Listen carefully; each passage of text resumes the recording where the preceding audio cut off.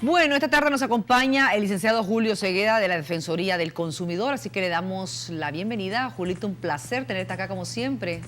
Buenas tardes. Muchas gracias, Lichi, buenas tardes y muchas gracias a Canal 33 por el espacio.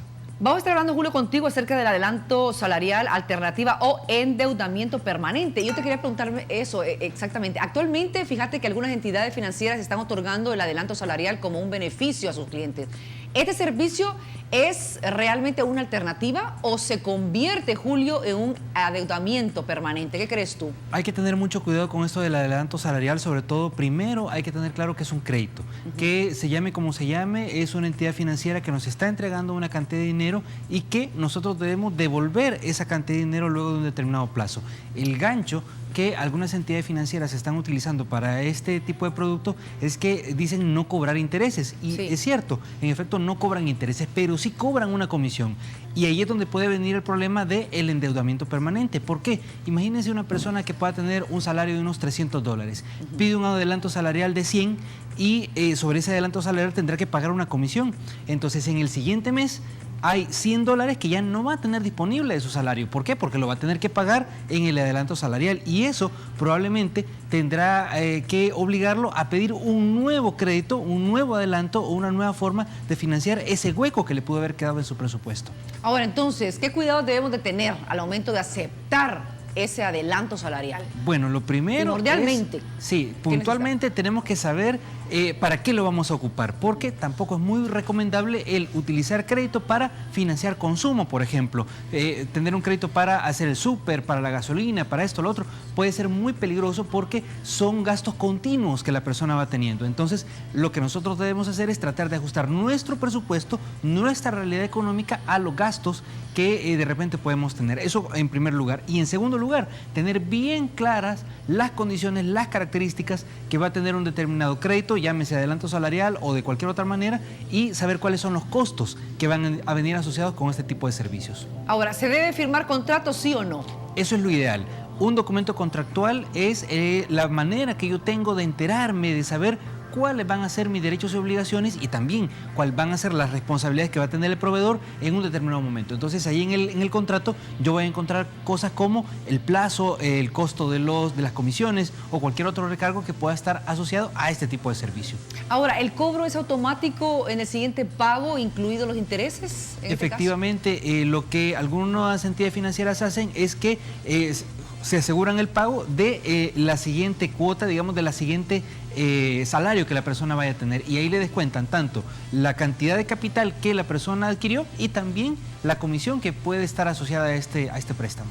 Ahora, hay ciertas entidades que dicen que la tasa de interés por otorgar el adelanto salarial es 0.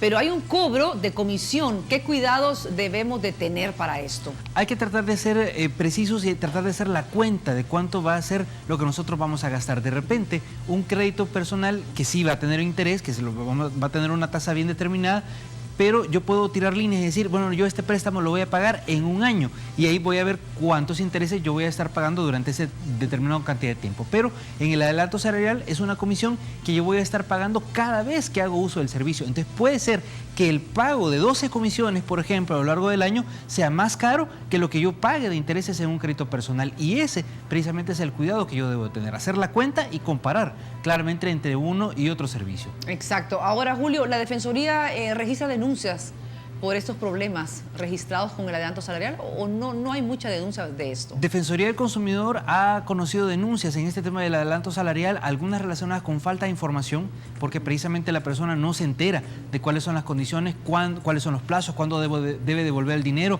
o se asombra de que en su siguiente salario ya viene descontado una cantidad de dinero que corresponde al pago y a la comisión, y eso no fue informado suficientemente. Entonces ahí es importante recalcar la obligación, la responsabilidad que tienen los bancos, que tienen los proveedores, de informarles suficientemente a las personas sobre las características de un determinado servicio. Ahora, ¿podemos considerar este adelanto salarial como un crédito? Sí, no? Definitivamente eso es un crédito. Como lo decíamos, se llame como se llame, lo cierto es que hay una entidad que le da un dinero a una persona, un dinero que tendrá que devolver a quien se lo ha otorgado y que además es un dinero que tiene un costo, no es un dinero gratuito. En algunos casos vamos a saber claramente que el interés va a ser el costo en un crédito, pero en este este caso del adelanto salarial, el costo va a ser la comisión. Es decir, repito, no es un dinero gratuito. Ahora, si el adelanto salarial es más caro que un crédito de consumo, ¿qué podríamos hacer o pensar en este momento de hacer para que no resultara así? Bueno, justamente nosotros podemos ver qué otras ofertas puede tener el mercado. Podemos encontrar una infinidad de maneras de financiarnos determinadas situaciones que puedan ser emergencias o que pueden haber sido imprevistos. Los créditos personales van a ser algunos de ellos, una reestructuración de crédito también. El adelanto salarial entra en uno de estas opciones, pero lo importante es que yo trate de comparar a la larga, al final, cuál va a ser el verdadero costo que yo voy a tener al escoger uno u otro servicio y tratar de escoger aquel que se ajuste mejor a mis necesidades. De repente, tal vez un crédito personal a un plazo largo puede salir más caro que un adelanto salarial, si yo tengo la disciplina y la organización de pedirlo una sola vez, por ejemplo. Julio, tenemos unos minutitos rápidos, pero ¿puede generar realmente una mala calificación de crédito al estar prestando mensualmente? No, el hacer crédito mensualmente cada vez no necesariamente le va a generar un mal crédito. Lo que le va a generar un mal récord es caer en mora, que usted no pague el adelanto salarial o un crédito como cualquier otro. Eso le puede generar un riesgo adicional en su calificación financiera. Ok, Julio, queremos agradecerte como siempre. Muchísimas gracias por tus consejos. A la orden. Feliz tarde. Nosotros tenemos que hacer una pequeña pausa. Enseguida regresamos con más aquí en el programa de Mujer a Mujer, 2G de Naciones.